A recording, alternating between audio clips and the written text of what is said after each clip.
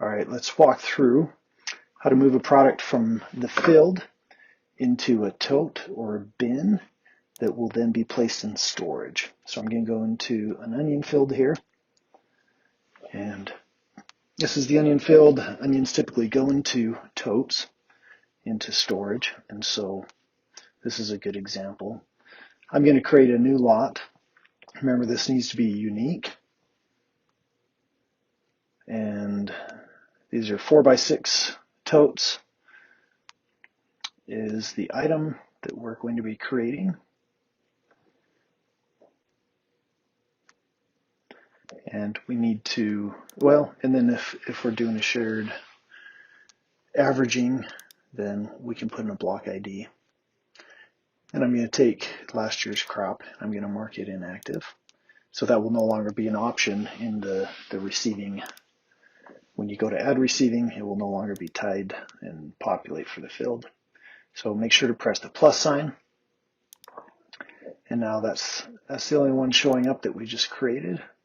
I'm just going to throw a description in here. Bulk totes into storage. And then we're going to go ahead and add this receiving. And the difference here is with raw goods, we're not going to create a pallet tag. With unfinished goods, we are. And because we're creating some totes that we want to be able to identify as we pull them out, we are going to create this as unfinished goods.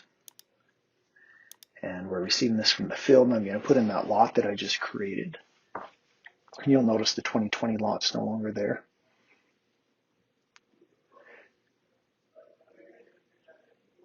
And so that automatically pulls up the field, the grower information, and then the product that's tied to all of that. And I already have a storage that I've set up. I've called it onion storage, where this is going to be placed into. And something on the number of pallets in here, I'm just going to put in 10. We can do up to about 100. After that, things start getting a little crazy within the system. And so if you're going to do more than 100, you need to create another receiving. Then I'm going to do 1 unit per pallet. And I'm going to create this receiving. And this is what it looks like within the receiving. You can see we have 10 pallets of the 4x6 onion bins. We're going to go into the receiving items, and these are our specific pallets. So we can print labels individually, or we can print them as a bulk. And so this would be if we want to be able to identify each individual pallet as we're pulling them out to dump into our production line. And so this is what the pallet tag will look like that will go on the pallet. You can see each of these has a specific pallet number. So that's 80, 81, 83, 84, and we can just print all these out all together in bulk. Depending on how many you have, it may take a little bit to populate. And you'll see those numbers are also attached here to the side. Then we're going to go to add receiving. And I'm going to show you how we're going to tie all these pallets to the same barcode. So an example of this, I'm going to do all the same things in here. Example of this would be when you're going to take your pallet tag sticker and just put it in a book and scan that in for like an entire row of totes that you're going to pull all at the same time. And so you're just going to have we're going to have multiple labels that we can stack on each, or that we can place on each pallet still, but you'll notice the pallet number now just says that lot number. So let's say you've got a book and you just want to scan from the book and not have to scan each individual pallet. And so you'll notice it still does assign them a pallet number, but off to the right hand side is an identifier, but they're all, it just depends on how you're going to pull those out.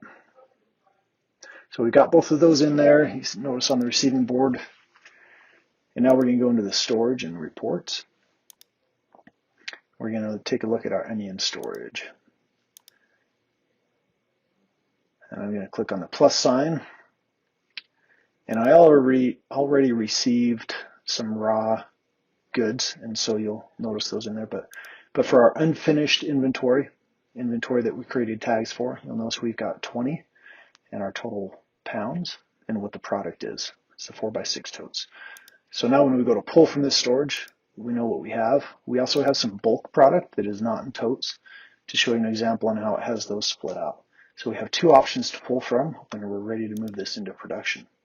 I'm going to go and see how the storage is set up, and it's tied to the packing shed as its parent location. And then this also shows what's within that shed here in our storage settings. And that is how we move a product from a field into totes or bins and into storage.